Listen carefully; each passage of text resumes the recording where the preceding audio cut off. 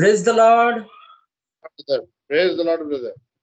क्या आप है जो है वो आज अपन परमेश्वर के उपस्थिति में है, और जो समय है वो परमेश्वर के लिए दे रहे हैं, इसलिए हम परमेश्वर का धन्यवाद दे। जब जब हम मिले तब तब हम इसराइलियों के समान भटकने वाले नहीं, लेकिन परमेश्वर हमें इकट्ठा करने जा रहा है। क्या करने जा रहा है?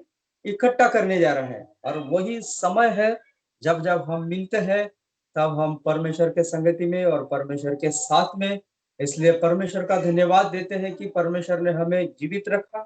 और परमेश्वर, यदि हमारे पास काम नहीं है, हम कभी कभी अपने कामों के बारे में सोचते हैं, प्रभु मैं किस काम के लिए इसका काम करूं, लेकिन यदि समय है तो आप अभी मिलते हैं तो परमेश्वर के वचन के साथ में मिलेंगे और परमेश्वर के संगति में मिलेंगे कि परमेश्वर आज किस रीति से हमको इकट्ठा करने जा रहा है और किस रीति से परमेश्वर हमको बनाने के लिए जा रहा है। इसलिए परमेश्वर के वचन को हम देखेंगे और संगति में रहेंगे, और परमेश्वर वचन हमसे क्या बातचीत करता है, परमेश्वर आज हमको किस तरीके से इकट्ठा करने जा रहे हैं, इसलिए हम परमेश्वर को समय देते हुए और आज जो भी है वो आज परमेश्वर का धन्यवाद देते हैं। क्योंकि बहुत सारी परिस्थितियां हम देखते हैं कि सब घेरी हुई है, परंतु परमेश्वर यदि हमारे साथ है और परमेश्वर यदि हमारा बनाने वाला है और परमेश्वर का में इसमें अपन परिश्रम करते और समय देते। सबसे पहले तो समय देने को बहुत व्यक्ति कतरा जाता है। समय देने के लिए व्यक्ति बहुत कतरा जाता है। हर समय हमारे पास बहुत सारे, मेरे पास भी बहुत सारे, कभी कभी मेरी ड्यूटी का ही हमेशा मैं एक ही बहाना मेरे पास ज्यादा रहता है, मेरी ड्यूटी है, मेरा समय साहब मैं नहीं दे सकता ब्रदर, या मैं परमेश्वर के लिए जहां भी जाता हूँ तो वहां सबसे पहले मेरे ड्यूटी का ही आता है, मेरे काम का।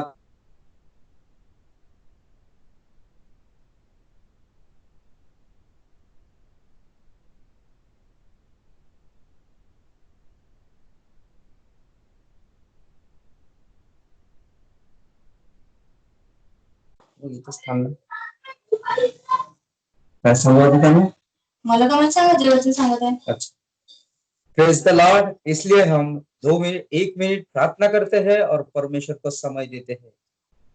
परमेश्वर पिताजी, हम आपका धन्यवाद करते हैं कि सचमुच मेरे परमेश्वर, मेरे पिताजी, जिस वचन को हम बार बार पढ़ते हैं, जिस वचन के बारे में हम सुनते हैं और जिस वचन के बारे में मेरे परमेश्वर, मेरे पिताजी, जिससे हम बार बार हमें सावधान करता है, हमें इकट्ठा करता है, इसलिए हम आपका धन्यवाद देते हैं मेरे परमेश्वर, मेरे पिताजी।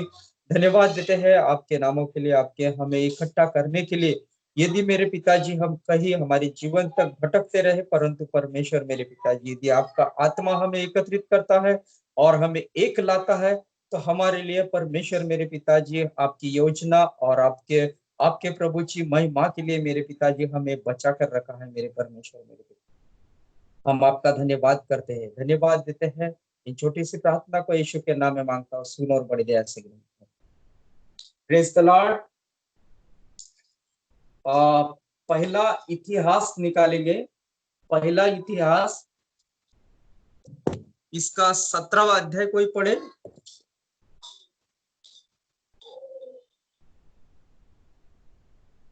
पहला, हाँ, पहला इतिहास इसका 17वां अध्याय मैं पढ़ता हूँ। मेरे निवास के लिए तू घर बनाने न पाएगा, क्योंकि जिस दिन मैं इस्राएलियों को मिस्र से लाया, आज के दिन तक मैं कभी घर में नहीं रहा, परंतु अब तू दूसरे तंबू से और एक दूसरे निवास से को आया जाया करता हूँ। परमेश्वर दावीद से कहता है कि तू मेरे लिए आज, तू मेरे लिए कौन सा भवन बनाएगा। आज हम यदि परमेश्वर के लिए कुछ भी काम करते हैं और आज हमें परमेश्वर हमसे बातचीत करता है कि तू मेरे लिए कौन सा भवन बनाएगा। आज हम अपने जीवन के भवन को बनाते हैं या हमारे घर के भवन को बनाते हैं, या हम परमेश्वर के लिए ऐसा कौन सा भवन बनाने जा रहे हैं जिससे हमारे यदि पास भी कोई बैठे, यदि हमारे घर में भी कोई आए तो सचमुच उससे हमको शांति और आनंद मिले। इसलिए परमेश्वर दावीद से उस समय कहता है कि तू मेरे लिए कौन सा भवन बनाएगा। आज हमको परमेश्वर भवन के बारे में बातचीत कर रहा है। यदि यदि परमेश्वर हमसे कहता है कि तू मेरे लिए कौन सा भवन बनाएगा, यदि भवन की बातचीत करे, यदि मंदिर की बातचीत करे, तो आज हमको परमेश्वर के लिए हमें खुद का, जो परमेश्वर कहता है कि अ, तुम मेरा भवन हो और शरीर यह मेरा मंदिर है।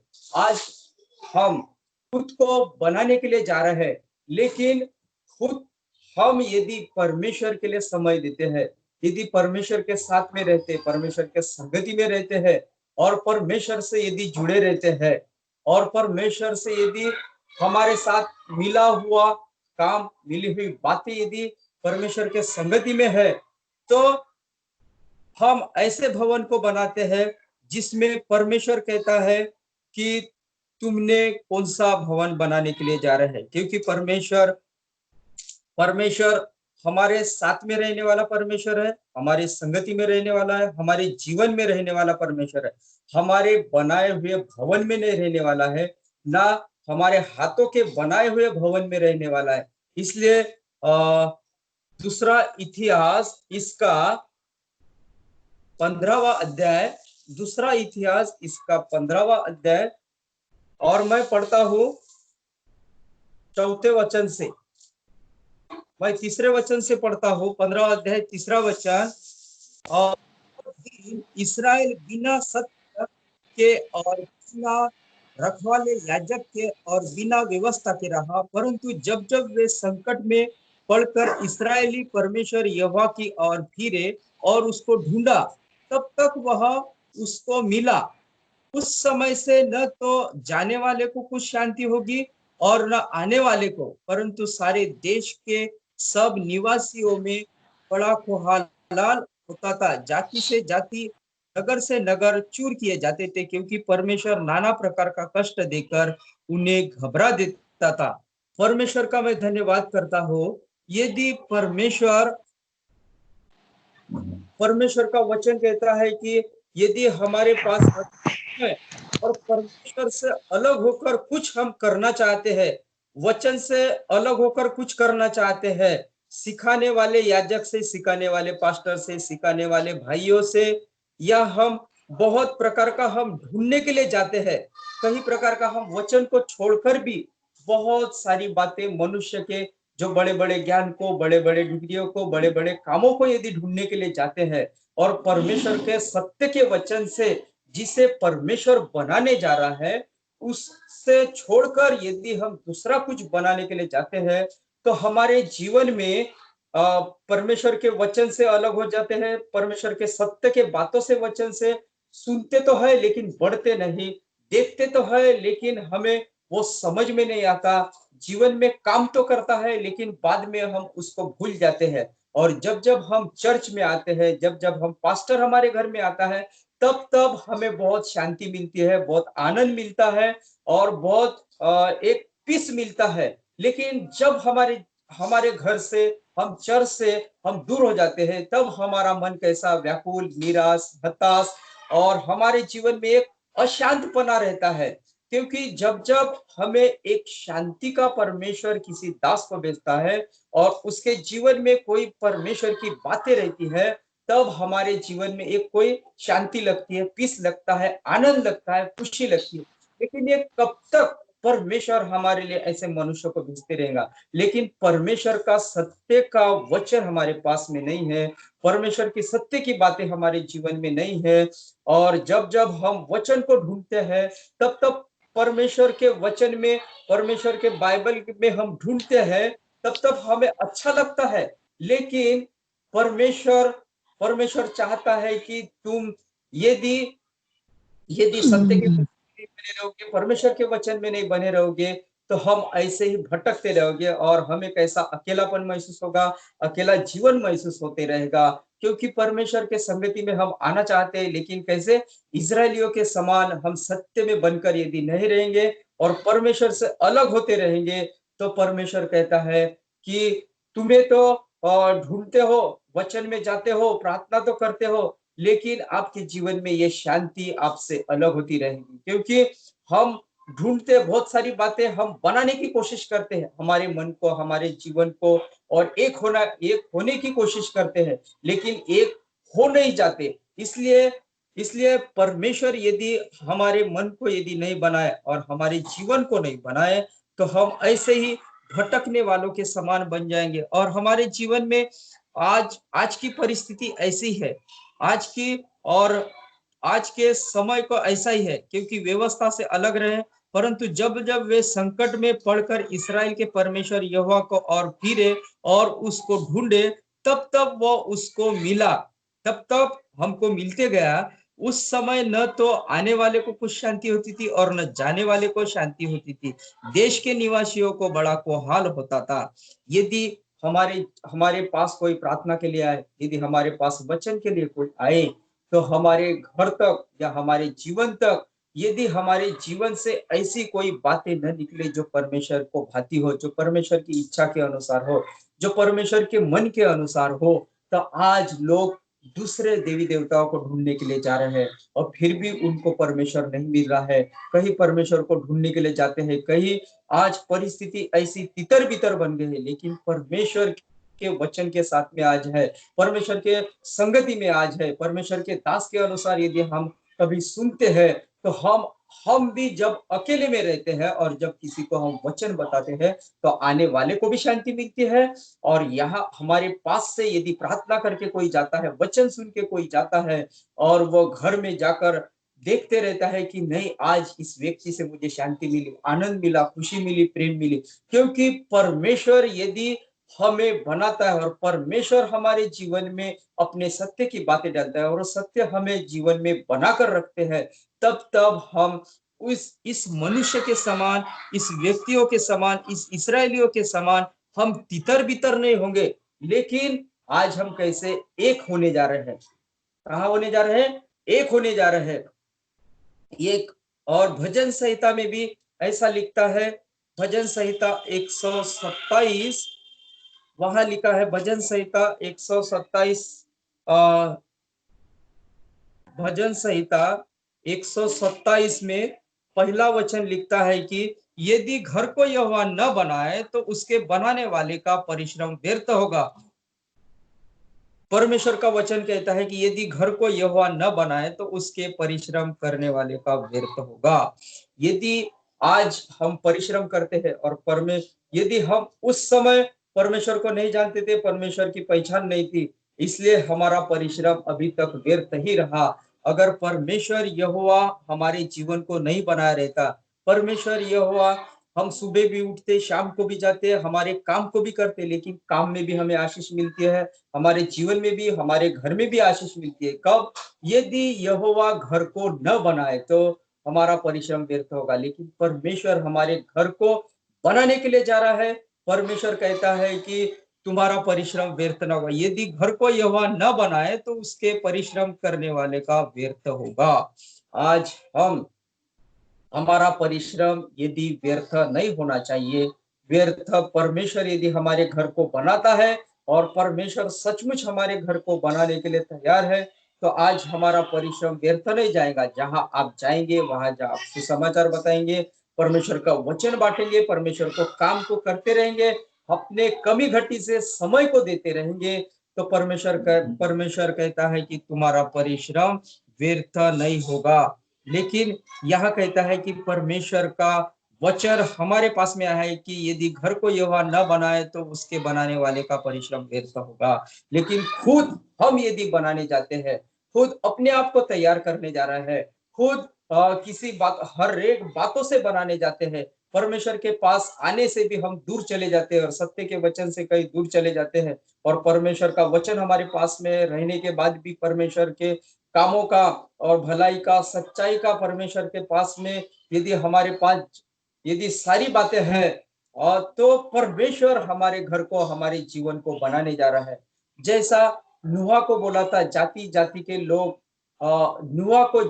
नूहा जब अपना तारू बनाने जा रहा था, तब हर एक जाति जब उसके पास में, परमेश्वर ने बोला कि मैं हर रेंगने वाले जीव जंतुओं को तू अपने पास में लेके आना, लेकिन उसने सारे जीव जंतुओं को कहाँ ढूंढेगा, वो कहाँ लोगों को लेकर आएगा, कहाँ वो जीव जंतुओं को लेकर अपने पास में लेकर आएगा, इकट्ठा करेगा। लेकिन तारू जब बनाने जाता है, जब हम अपने घर को बनाते हैं, जब वैसा ही नुहा बनाने जा रहा था, तो सब रेंगने वाले जीव जंतुओं को कहाँ एक एक को लेके आ सकता है, हाथी को, सांप को, घोड़े को, ऊंटों को। लेकिन परमेश्वर जब उसको आज्ञा देता है, जहां घर बना हुआ है, जहां पर शांति मिलती है, जहां आनंद है, जहां अनंत जीवन है, ऐसे घर को यदि परमेश्वर बनाने जाता है, तो वो परमेश्वर की ओर से सब कुछ जब होता है, तब परमेश्वर का सच्चा हमारे जीवन में काम होने लगता है। और ऐसा समझ जाना चाहिए कि परमेश्वर हमें इकट्ठा करने जा रहा है। आज हमें क्या मालूम है चाइना में कौन सा विश्वासी है, नेपाल में, जापान में, जर्मन में, लेकिन परमेश्वर आज हमें ऐसे परिस्थितियों में भी परमेश्वर हमें क्या कर रहा है, एक कर रहा है, इकट्ठा कर रहा है और एकत्रित लेकर आ रहा है। इसलिए जहां आप जाते हैं तो आपका परिश्रम व्यर्थ नहीं होगा, आपका मेरा भी परिश्रम व्यर्थ नहीं होगा और हमारा किसी का परिश्रम व्यर्थ नहीं जाएगा। क्योंकि परमेश्वर ने क्या किया, हमारे घर को वो बनाने जाता है। तब हम यदि परमेश्वर के कामों को करते रहेंगे तो हमारा परिश्रम व्यर्थ नहीं जाएगा। जैसा नूहा सारी बातों को, नूहा को तारू जब बनाया, तब नूहा किसी बातों को ढूंढने के लिए नहीं गया, लेकिन परमेश्वर ने आज्ञा दिया और हर एक जाति उसके पास में आई। ऐसा लिखा है उत्पत्ति 7वां अध्याय और 90वें वचन के अनुसार ऐसा लिखा है। उत्पत्ति इसका 7वां अध्याय और 90वें वचन में लिखा है कि वो ढूंढने के लिए नहीं गया, लेकिन उसके पास में सब कुछ जाति आई। और वो ऐसा ही परमेश्वर इकट्ठा करने के लिए अभी ये समय है, सब संसार के जातियों को इकट्ठा करने के लिए जा रहा है। वचन में लिखा है उत्पत्ति इसका 7वां अध्याय 8वां वचन, शुद्ध और अशुद्ध दोनों प्रकार के पशुओं में से, पक्षियों और भूमि पर रेंगने वाले जंतुओं में से भी दो दो अर्थात एक और नार और एक जहाज में नूह के पास गए, जिस प्रकार परमेश्वर ने नूह को आज्ञा दी थी। परमेश्वर के नूह के पास ऐसे ही नहीं गए। जब नूह उनको बुलाने के लिए नहीं गया, नूह कहीं इकट्ठा नहीं करने गया था, कहाँ लेके जाएगा, कहाँ लाएगा। लेकिन परमेश्वर का आत्मा जब सब इकट्ठा करने जा रहा है और एकत्रित करने जा रहा है, तब समझ लेना कि परमेश्वर के संगति में हम है, परमेश्वर का भवन बनाने जा रहा है। और परमेश्वर के भवन में ऐसे बनाने वाले को, जब आने वाले को भी शांति मिलती है और जाने वाले को जब शांति मिलती है, तब समझ लेना कि हमारा परिश्रम व्यर्थ नहीं होगा। जब हम किसी के लिए प्रार्थना करते हैं, वचन पढ़ते हैं, सुसमाचार बताते हैं, यदि किसी के लिए हमारे पास जो भलाई के काम है यदि वो करते हैं और उसमें से दूसरे को, आने वाले को, जाने वाले को शांति मिलती है, तब समझ लेना कि ये परमेश्वर हमारे भवन को बनाने जा रहा है। और इसमें से जब हम परिश्रम करते हैं तो हमारा परिश्रम व्यर्थ नहीं होगा। हमारा परिश्रम व्यर्थ कभी जाएगा। इसलिए परमेश्वर को पहले अपने जीवन को बनाने देना है, परमेश्वर के पवित्र आत्मा से भर के जाना है, पवित्र परमेश्वर के संगति में हमें परमेश्वर की इच्छा के अनुसार यदि बनाते जाते हैं और परमेश्वर की इच्छा को यदि जानकर हम काम करते हैं, परमेश्वर के मन के अनुसार यदि काम करते हैं, तो आज परमेश्वर नूहा के जैसे ऐसे भवन को बनाया था जिसमें हर जाति के प्राणी बैठते थे। आज संसार के परमेश्वर हर व्यक्तियों को इकट्ठा करने जा रहा है। जिस उस समय परमेश्वर ने अपने आत्मा को, उस समय परमेश्वर ने आत्मा के द्वारा हर एक विश्वासियों को चुना था, चाहे वो चाइना का कोई भी देश का व्यक्ति हो। उस समय वो अपने घर में भी, आज वो इस कोरोना की वजह से कहीं अकेले है, लेकिन परमेश्वर उन आत्मा को तैयार करने जा रहा है, उस मनुष्य को तैयार करने जा रहा है, जिससे वो एकत्रित करने के लिए आज भवन को परमेश्वर बना है, जिसमें अपने आत्मा के द्वारा बुलाया जाता है। हम किसी को अपने शक्ति से, अपने बुद्धि से और अपने बड़े सामर्थ्य के साथ में नहीं बुला सकते हैं, लेकिन परमेश्वर हमें क्या कर रहा है, अपने आत्मा के द्वारा एकत्रित करने जा रहा है। इसलिए हमारा परिश्रम व्यर्थ नहीं होगा। हमें परमेश्वर के वचन में जब बैठते हैं तब हमें शांति मिलती है, आनंद मिलता है, खुशी मिलती है। लेकिन अगर हमें उसमें भी यदि आनंद खुशी नहीं मिलती है, तो हम उस इजरायलियों के समान, जो दूसरा इतिहास और 15 वचन और तीसरे वचन के अनुसार आज हम, यदि हमारे जीवन में परमेश्वर इकट्ठा करने जाता है और उसमें हम परमेश्वर किसी दास के वचन को सुनते हैं तो उसमें आनंद मिलना चाहिए, खुशी मिलना चाहिए। और हमें सत्य के वचन के पास में यदि परमेश्वर का आत्मा हमें मिल जाता है, तब समझ लेना कि परमेश्वर हमारे भवन को बनाने जा रहा है और वो एकत्रित करने जा रहा है। इसलिए परमेश्वर को धन्यवाद देते हैं कि सचमुच परमेश्वर पिताजी, तू कहता है कि घर को यहोवा न बनाए तो बनाने वाले का परिश्रम व्यर्थ होगा। इसलिए बहुत सारे कष्ट से हो जाते हैं। आज संसार हर प्रकार के कष्ट से जुड़ा हुआ है, हर प्रकार, क्योंकि उनके पास समय नहीं है, उनके पास मन तितर बितर हो गया है।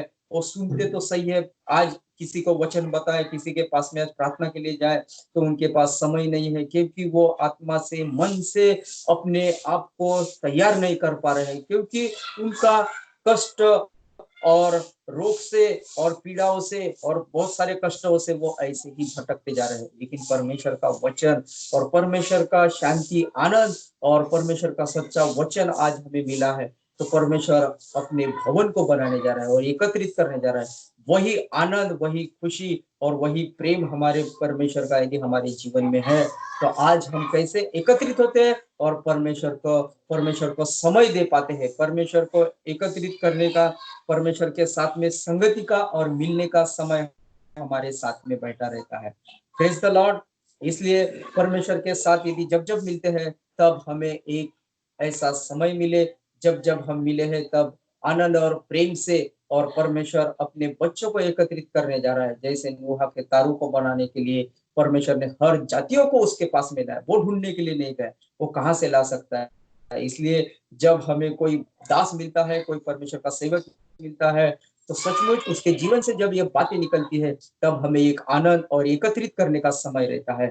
परमेश्वर का धन्यवाद हो कि सचमुच इन दिनों में हमें भटकने नहीं दे रहा, या हमें कष्ट नहीं हो रहा, या किसी बोझ से, चिंताओं से, भय से, डर से नहीं, लेकिन परमेश्वर का वचन हमारे पास में है। इसलिए हमें शांति और आनंद और हमें एक मन होने का, एक परिवार होने का, एकत्रित करने का एक मन होने जा रहा है।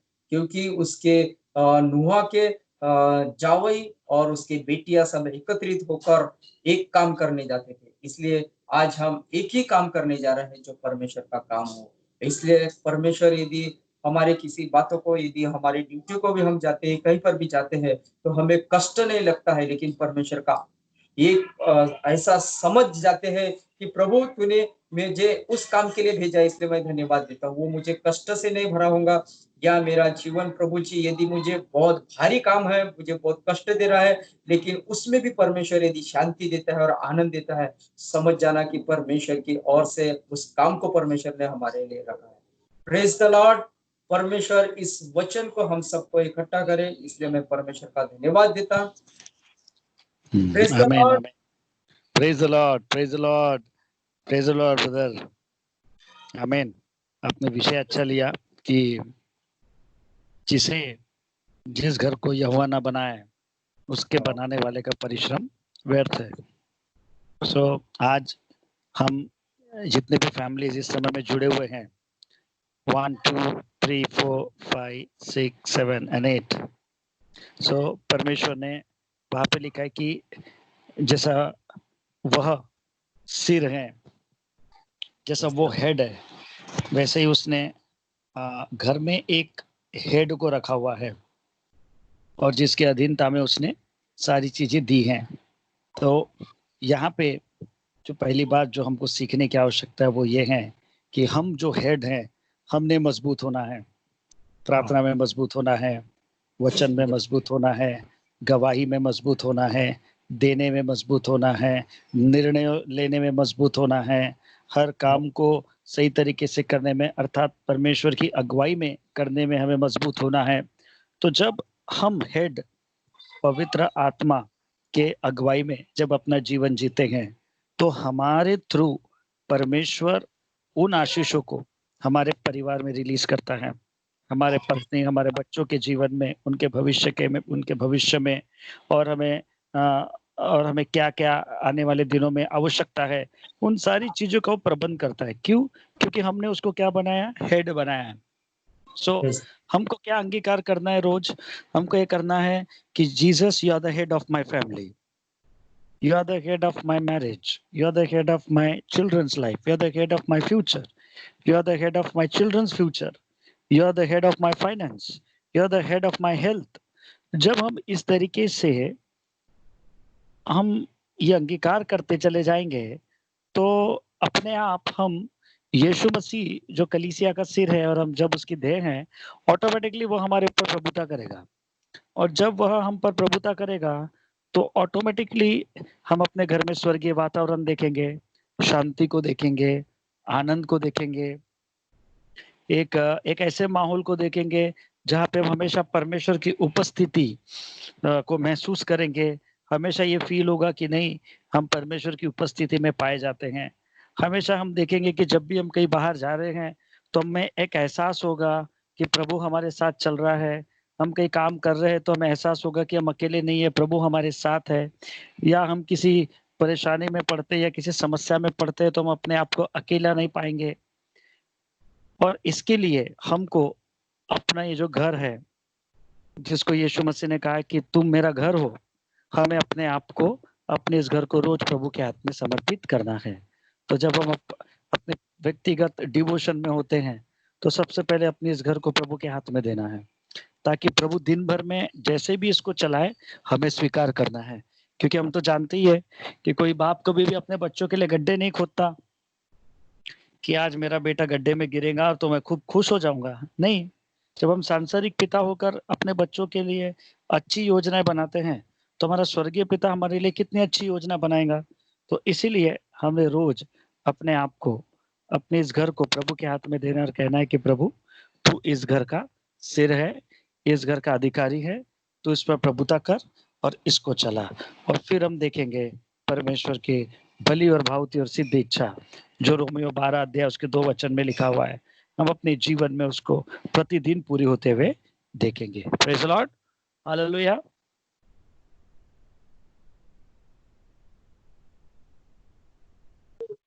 Praise the Lord. Amen, amen, praise the Lord. आइए हम प्रार्थना करेंगे। स्नेहदीप, आज का क्या आंकड़ा है कोरोना का?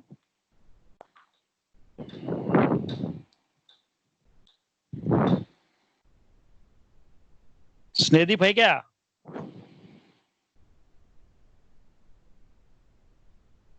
ओके ओके, जो भी आज का आंकड़ा होगा, आज कुछ आया नहीं है, बट एनीवे। हेलो स्नेहदीप, नहीं है? Okay, anyway. सो हम प्रार्थना करेंगे इस समय में, और हमारे बीच में हमारे भाई जेरी हैं, वो प्रार्थना में अगुवाई करेंगे अपने नागपुर शहर के लिए और कलीसिया के हर एक परिवार के लिए, कि परमेश्वर हर एक को सुरक्षित रखे, अपने पंखों तरह संभाले। जेरी भैया? हाँ, सुन रहे? जी हाँ भैया, हेलो, प्रार्थना करेंगे भैया। जी थैंक यू भैया। हे सर्वशक्तिमान पिता परमेश्वर, धन्यवाद देते सुंदर समय के लिए प्रभु। हम विशेष प्रार्थना करते हैं परमेश्वर पिता कि जब ये पेंडेमिक में है प्रभु, प्रार्थना करते हैं, भाई ने बहुत अच्छा वचन दिया, धन्यवाद देते हैं कि अगर आप नहीं घर बन कैसे, तो प्रार्थना करते हैं तो चर्च के लोग प्रभु सभी को बचा के रखा, इसका धन्यवाद देते हैं। प्रार्थना करते हैं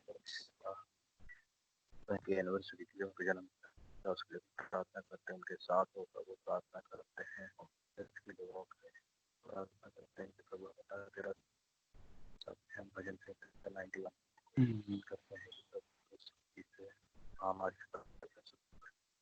इसमें हम किसी और सारी चीज़ों परेशानी के लोग कर रहे हैं, बहुत लोग करते हैं, आपका अनुग्रह बना रहा है। अब प्रार्थना करते हैं प्रभु, जब हम इससे गुजर रहे हैं कि आप हमारे साथ करिए। धन्यवाद देते हैं, सारी चीज़ें यीशु प्रभु के नाम से मांगते हैं। आमीन, यस जीसस, आमीन। भैया कल आप वचन देंगे? हाँ, ठीक है, थैंक यू। सो प्रभु का धन्यवाद हो आज के सुंदर दिन के लिए। थैंक यू रेचल पिस्का, सुंदर आराधना में आप प्रतिदिन हमें लीड करते हैं। प्रभु आपको बहुत आशीष दे। थैंक यू ब्रदर भालेराव, अपने